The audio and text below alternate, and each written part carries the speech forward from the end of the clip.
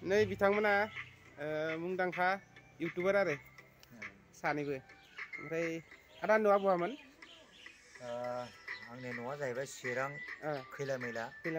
औ चेनेल नाम मा नाम आदानिया आंनिया चेनेला मिनिया बर' औ ओमफ्राय दा नोंथांनि न'आव फैनानै बिराद गोजोननाय मोनदों नोंथांनि रुमसिम लिंहरनायनि थाखाय गावनि न'आव लिंहरनायनि थाखाय एकदम रोजा रोजा आंनिफ्राय गोजोननाय जासियो आङो दाख्लैनिफ्रायनो दंफैयो गुवाहाटियाव सानसे हरसे थानाय जाबाय दा बेनिफ्राय नैबे सुवालकुसियाव आङो साननै सानथाम हरनैयानो थानाय जाबाय दा जोबोद गोजोननाय मोनदों नोंथांमोनखौ आरो नैबे ब्रादारखौ आंखौ दाव दाव खालामनायनि थाखाय नैबे सुवालकुसि जायगायाव आङो खुनु जुग फैफेराखैमोन आरो आङो माब्लाबाबो सानफेराखैमोन दे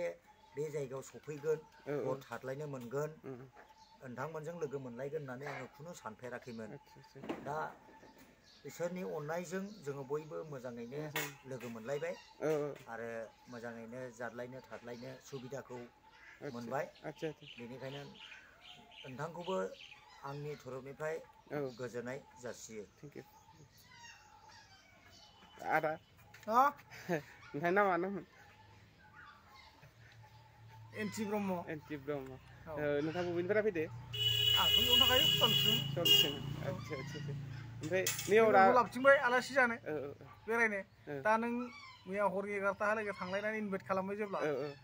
नोंबोथ' लाना फैयाबा दुखु मोनगोन ना बेखायनो लाना फैबाय लोगोसे ओरै जावदों नोङो जिबौ लकेल जिबौ बेखौ जानोसै जोङो ना फिसा ना फिसा आदानि चेनेल नामा मा नाममोन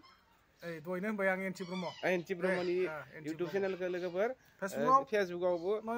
नयन ब्रह्म बेखौ साबसक्राइब खालाय लाइक खालाय फल' खालाम शेयार खालाय